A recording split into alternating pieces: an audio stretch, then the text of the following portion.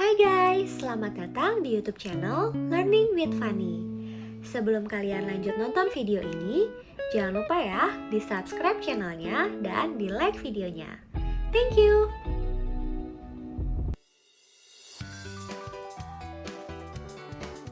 Halo semuanya, apa kabar? Kita ketemu lagi di YouTube channel Learning with Fanny. Di video ini, kita akan mengerjakan exercise 17 dan exercise 18, task 1 dan task 2 dari modul Financial Accounting SAP Unit 5 mengenai Asset Accounting. Oke, sebelum mulai, kita login dulu ke dalam akun SAP kita masing-masing. Silahkan kalian masukkan kliennya adalah 922, lalu kalian bisa masukkan user dan juga password kalian masing-masing. Kalau sudah, kalian bisa tekan enter. Oke, kita sudah masuk ke dalam halaman SAP Easy Access. Seperti yang sudah dijelaskan sebelumnya, bahwa kita akan mengerjakan exercise 17 dan exercise 18, task 1 dan task 2 mengenai berbagai macam transaksi terkait dengan aset. Mulai dari melihat list aset yang dimiliki oleh perusahaan, lalu membuat master data aset yang baru, sampai nanti membuat transaksi-transaksi terkait dengan aset, seperti perolehan atau pembelian aset dan juga penghentian atau disposition of asset. Oke, kita langsung aja, kita mulai dari exercise 17, Asset Master Data. Di exercise 17 ini ada dua task yang akan kita kerjakan. Yang pertama adalah kita akan mencoba melihat list dari aset yang dimiliki oleh suatu perusahaan. Dan nanti yang kedua, kita akan belajar bagaimana cara membuat master data aset yang baru. Oke, kita langsung aja. Kita mulai dari task yang pertama, Create Asset Balance List. Jadi di task 1 ini, kita akan melihat list dari aset yang dimiliki oleh company code 1000. Nanti kita akan belajar bagaimana cara melihat list suatu aset berdasarkan depreciation areanya atau berdasarkan aset kelasnya. Oke, kita langsung aja, kita coba lihat listnya. Caranya adalah kita bisa buka menu accounting, lalu financial accounting, lalu fixed asset, lalu information system, lalu reports on asset accounting, lalu asset balance, lalu balance list, lalu asset balance, lalu kita pilih yang by asset class atau yang kedua nih. Kita bisa double klik. Oke, kita masuk ke dalam halaman asset balance. Di bagian company code-nya silahkan kalian masukkan 1000. Kita mau melihat list aset yang dimiliki oleh company code 1000. Lalu di bagian report date-nya silahkan kalian masukkan tanggal 31 Desember 2022. Jadi kita mau melihat list dari aset yang dimiliki oleh perusahaan per akhir tahun ini. Jadi per 31 Desember 2022. Untuk depreciation areanya kita masukkan 01 atau book depreciation. Lalu di bagian bawah list asetnya kalian pilih. Lalu di bagian display optionnya pastikan use ALV grid-nya sudah tercentang. Kalau sudah, kalian bisa execute.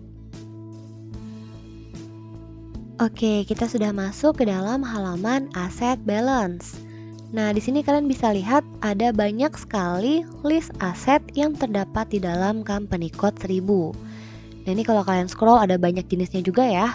Ada office building, lalu ada mesin, ada fixture and fitting, lalu ada personal komputer, dan lain sebagainya. Di sini juga ada keterangan mengenai acquisition value-nya atau nilai perolehannya berapa, lalu accumulated depreciation-nya sudah didepresiasi berapa banyak, dan juga book value-nya atau nilai bukunya. Jadi kita bisa lihat list aset yang kita miliki beserta dengan nilai perolehan, akumulasi depresiasi, dan juga nilai bukunya. Nah, tapi kan ini ada banyak banget ya list asetnya. Bagaimana kalau kita hanya mau melihat list aset yang terdapat di dalam suatu aset kelas tertentu? Maka caranya adalah kita bisa back dulu satu kali, kita tekan tombol hijau yang ada di tengah. Lalu di bagian aset kelasnya, kita bisa masukkan aset kelas yang mau kita lihat list asetnya. Misalnya, kita mau melihat semua list aset yang terdapat di dalam aset kelas 3200. Atau 3200 itu adalah personal komputer. Kalau sudah kita masukkan, Aset kelasnya 3.200, kita bisa execute. Oke, maka nanti yang ditampilkan adalah semua list aset yang terdapat di dalam aset kelas 3.200 atau termasuk ke dalam personal komputer. Nah, di sini kalian bisa lihat ya, ada notebook, ada PC, ada hardware, lalu ada apa lagi nih? Ada compact personal komputer, ada laptop, lalu ada IT office software, seperti itu. Nah, semua ini terdapat di dalam aset kelas 3.200 atau personal komputer. Nah, sekarang kita coba lihat list aset yang terdapat di dalam aset kelas lainnya. Kita bisa back dulu satu kali, lalu di bagian aset kelasnya kita ganti. Kalau tadi kita sudah lihat PC, sekarang kita coba lihat list aset yang terdapat di dalam aset kelas 5.000. Aset kelas 5.000 ini adalah low value asset. Kalau sudah kalian masukkan aset kelasnya 5.000, kita bisa execute. Oke, sekarang sudah ditampilkan semua aset yang termasuk ke dalam aset kelas 5.000 atau low value asset. Low value asset apa sih? Low value asset itu adalah aset-aset dengan nilai yang rendah. Maka dari itu kalau kalian lihat di sini, acquisition value-nya sudah sama dengan accumulated depreciation-nya. Sehingga book value-nya itu adalah 0 semua. Kenapa book value-nya 0 semua? Ini bukan berarti nilai bukunya sudah habis dan sudah tidak dapat digunakan lagi. Tapi, low value asset itu kan aset dengan nilai yang rendah. Maka, semua biaya depresiasinya itu akan kita bebankan pada saat kita melakukan pembelian. Maka dari itu di sini accumulated depreciation-nya sudah sesuai dengan acquisition value-nya. Jadi pada saat kita melakukan pembelian atau perolehan aset, langsung aja kita bebankan depresiasinya semua. Kenapa seperti itu? Ya karena nominalnya kecil. Kalau kita bagi misalkan 5 tahun atau 10 tahun, kan angkanya juga kecil banget. Nah, daripada perusahaan setiap tahunnya itu membuat jurnal depresiasi dengan angka yang kecil banget, ya ngapain gitu, mending kita bebankan aja semuanya di awal. Contoh yang termasuk ke dalam low value asset apa sih? Misalkan seperti mouse. Kalau kalian beli mouse, itu kan biasanya murah ya, paling 100.000. Nah, tapi mouse ini bisa dipakai lebih dari 1 tahun. Misalkan bisa dipakai 5 tahun. Nah, 100.000 dibagi 5 itu cuma 20.000. Ya ngapain perusahaan jurnal tiap periode atau tiap tahun tapi cuma 20.000. Maka dari itu, ini kita bebankan semuanya di awal pada saat pembelian. Ini untuk low value asset. Oke, kalau udah kita bisa back satu kali. Nah, sekarang kita mau melihat list aset di dalam aset kelas 5.000 tapi dengan depreciation areanya yang berbeda. Kalau tadi kita menggunakan depreciation areanya 01 atau book depreciation, sekarang kita akan coba depreciation area yang lain, misalkan yang 20 atau cost accounting depreciation. Kita bisa double klik, lalu kita bisa execute. Oke, maka di sini bisa kalian lihat untuk asetnya itu sama aja list asetnya. Yang beda adalah acquisition value, accumulated depreciation, dan juga book value-nya. Jadi di sini kita bisa lihat bahwa depreciation area yang berbeda bisa menghasilkan angka depresiasi yang berbeda juga, sesuai dengan keperluan tiap-tiap bagian di dalam perusahaan. Oke, kalau udah ini kita back aja satu kali. Nah, sekarang selanjutnya kita mau coba lihat list aset yang termasuk ke dalam aset kelas 4.000. Aset kelas 4.000 itu adalah aset under construction atau aset yang masih dalam proses pembangunan. Oke, untuk depreciation areanya bisa kita ganti lagi menjadi 01. Oke, kalau sudah kita bisa execute. Oke, di sini sudah ditampilkan list aset yang termasuk ke dalam aset kelas 4.000. Di sini ada satu aset dengan acquisition value-nya adalah 2556,46. Accumulated depreciation-nya itu masih 0, sehingga book value-nya masih utuh nih. Kenapa sih accumulated depreciation-nya masih 0? Karena aset under construction itu adalah aset yang masih dalam proses pembangunan. Karena masih dalam proses pembangunan, maka belum bisa kita gunakan. Karena belum bisa kita gunakan, maka belum bisa kita depresiasi. Maka dari itu, accumulated depreciation-nya masih 0. Oke, kalau udah kita bisa slash n aja. Oke, task 1 selesai. Sekarang kalian sudah mengerti bagaimana cara melihat list aset yang dimiliki oleh suatu perusahaan. Selanjutnya, kita akan mengerjakan task 2, Create Asset Master Data. Jadi di task 2 ini kita akan mencoba membuat master data aset yang baru. Kita coba lihat dulu ke modulnya. Oke, di modul dikatakan IDES atau perusahaan kita itu mau membeli gedung kantor untuk pabriknya di Hamburg atau kodenya adalah 1000. Nah, sebelum kita lakukan pembelian ini, kita harus membuat aset master record terlebih dahulu di dalam aset kelas 1100 atau aset kelas building. Dengan namanya adalah Office Building Hamburg sekian-sekian. Di Jerman ada aturan bahwa buildings itu punya useful life 50 tahun. Nah, di sini dikatakan bahwa kita harus assign buildingsnya ke cost center kita masing-masing dan juga ke bisnis area kita masing-masing. Jangan lupa nanti kita catat aset numbernya. Oke, kita langsung mulai aja, kita balik lagi ke aplikasinya. Oke, untuk membuat aset master data, pertama kita bisa buka dari menu accounting, lalu financial accounting, lalu fixed asset, lalu asset, lalu create, lalu kita pilih yang aset atau kodenya adalah AS01. Kita bisa double klik. Oke, kita masuk ke dalam halaman Create Asset Initial Screen. Untuk aset kelasnya, kalian bisa masukkan 1100 atau buildings karena ini termasuk ke dalam kategori buildings. Lalu company code-nya 1000 dan number of similar asetnya adalah 1. Kalau sudah, kita bisa klik master data di bagian kiri. Oke, kita sudah masuk ke dalam halaman Create Asset Master Data. Di bagian description-nya, silahkan kalian masukkan Office Building Hamburg, diikuti dengan kode kelas dan juga nomor urut kalian masing-masing. Saya adalah F00, silahkan kalian masukkan Office Building Hamburg D atau F dengan nomor urut kalian masing-masing. Kalau udah, kita bisa pindah ke tab yang kedua, yaitu Time Dependent. Kita klik. Di bagian cost center-nya, silahkan kalian masukkan cost center kalian masing-masing. Saya adalah CC, strip F00, silahkan kalian masukkan CC, strip, kode kelas, dan juga nomor urut kalian masing-masing.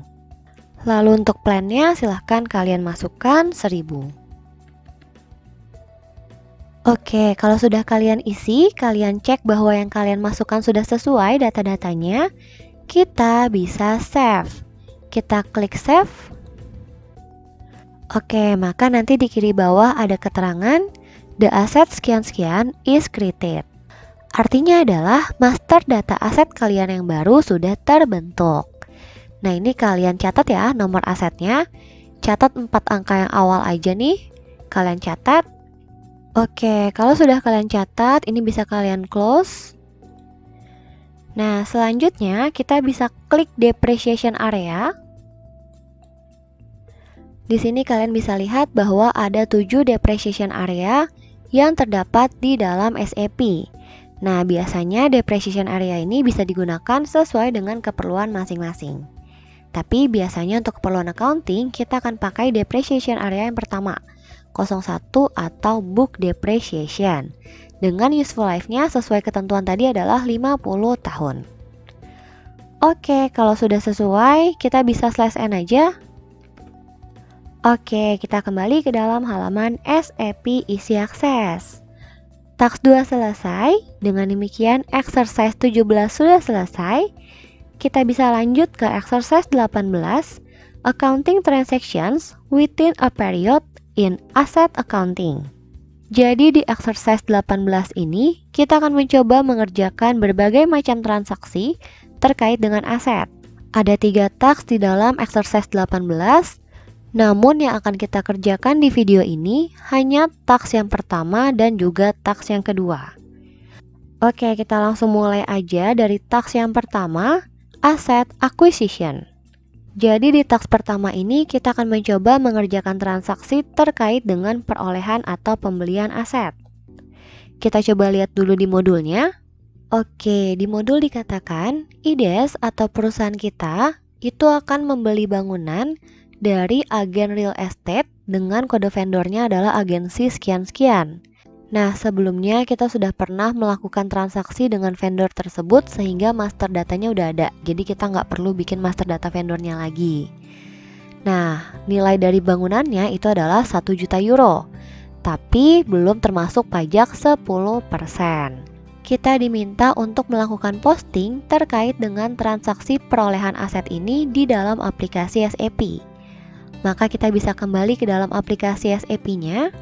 Oke, untuk melakukan posting terkait dengan perolehan aset, kalian bisa buka dari menu accounting, lalu financial accounting, lalu fixed asset, lalu posting, lalu acquisition, lalu external acquisition, lalu kita pilih yang with vendor atau kodenya adalah F-90. Kita bisa double klik. Oke, kita masuk ke dalam halaman acquisition from purchase with vendor, header data. Di bagian dokumen date-nya, silahkan kalian masukkan tanggal hari ini atau tanggal kalian mengerjakan exercise ini. Saya akan masukkan tanggal 16, tanggal saya mengerjakan exercise ini atau video ini. Silahkan kalian masukkan tanggal kalian mengerjakan exercise ini ya, untuk dokumen date dan juga posting date-nya. Lalu untuk type, company code, period, dan currency itu tidak perlu diganti. Kita bisa langsung ke bagian bawah untuk first line itemnya.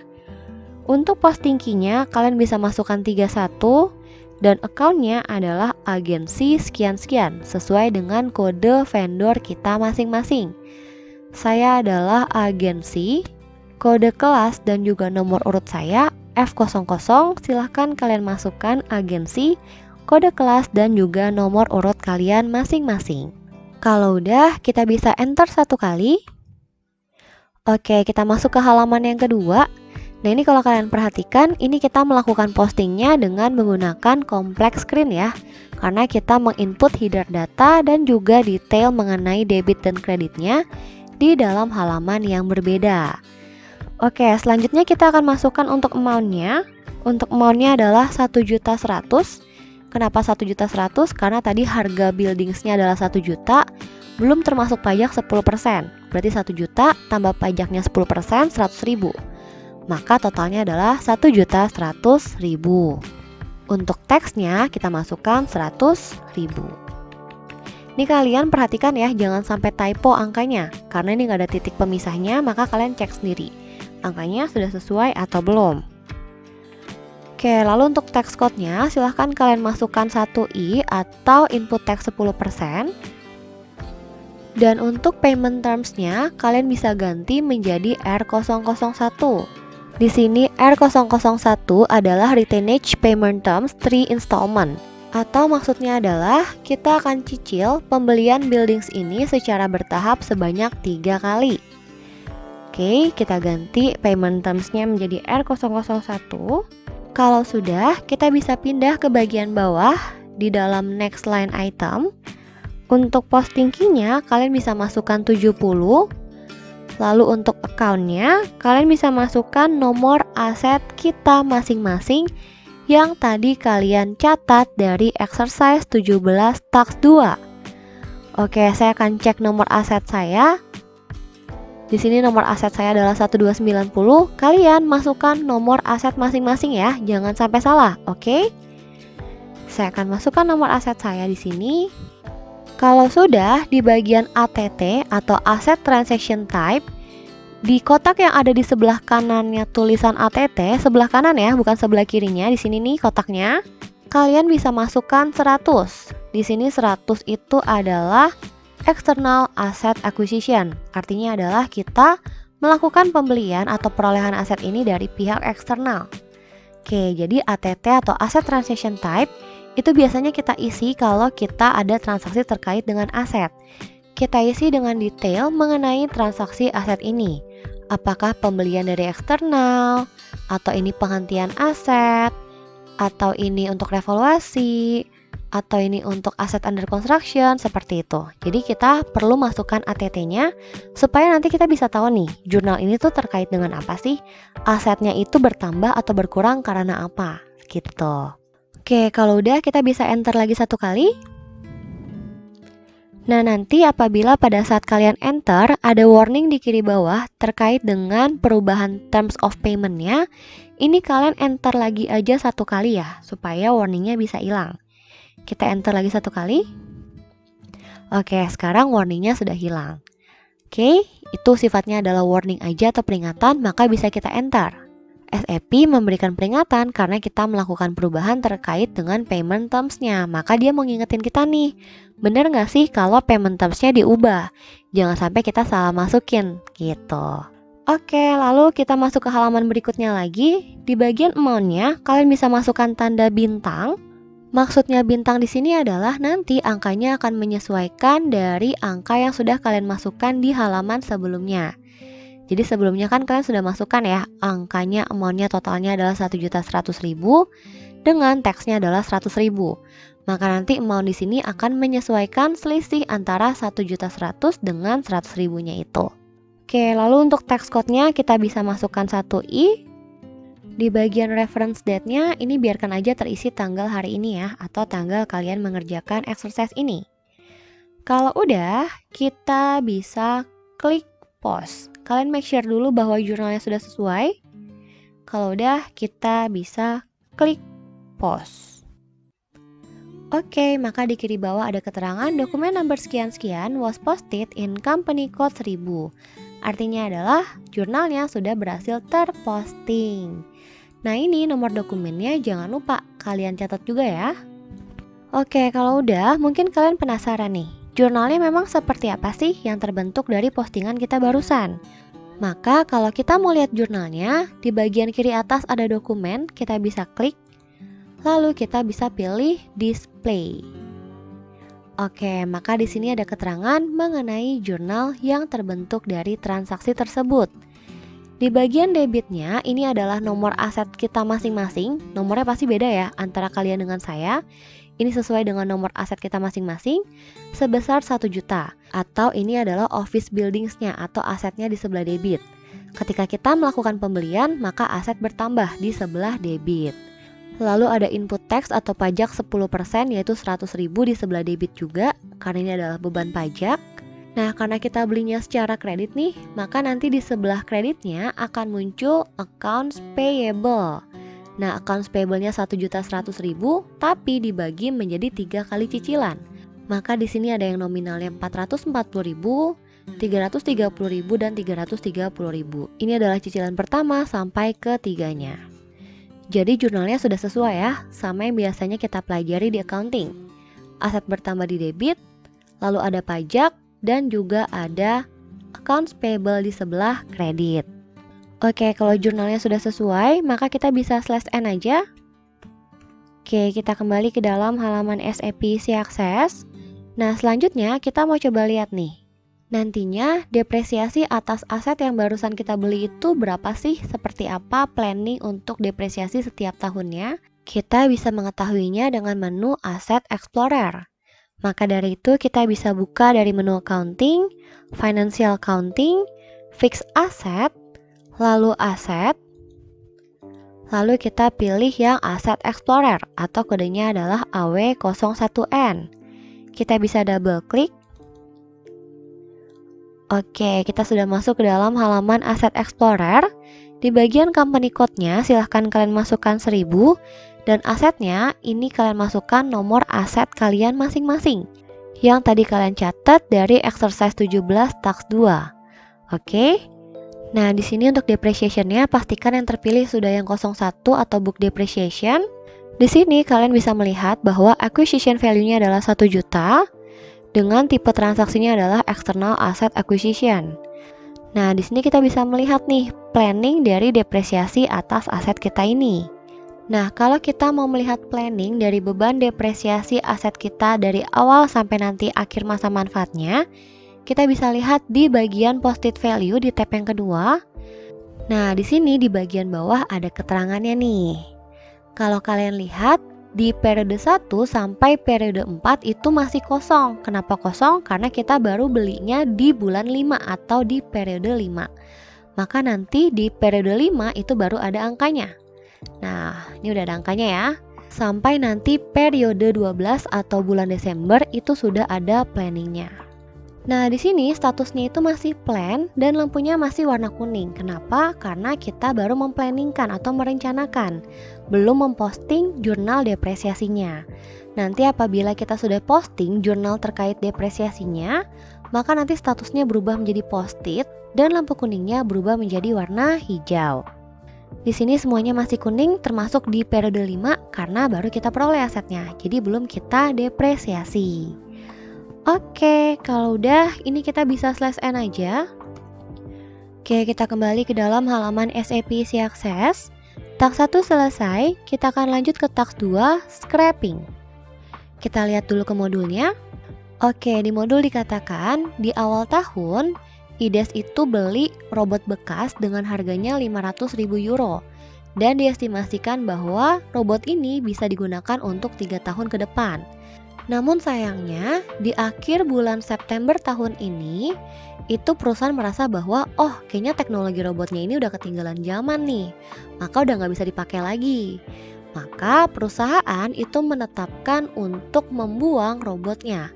Decide to scrap the robot even though the book value is still positive. Jadi IDES memutuskan ya udahlah kita buang aja atau kita hentikan aja penggunaannya walaupun book value-nya itu masih cukup banyak, cukup besar. Maka dari itu sekarang kita akan coba mengerjakan transaksi scrapping-nya. Kita kembali lagi ke aplikasinya. Oke, untuk melakukan scrapping kita bisa buka dari menu accounting, lalu financial accounting, lalu fixed asset, lalu posting, lalu retirement. Lalu kita pilih yang ABAVN atau Asset Retirement by Scrapping. Kita bisa double klik. Oke, kita masuk ke dalam halaman Enter Asset Transaction Asset Retirement by Scrapping. Untuk company code-nya silahkan kalian masukkan 1000. Untuk asetnya silahkan kalian masukkan nomor aset robot kalian. Bukan yang baru kalian buat tadi ya, tapi aset robot kalian.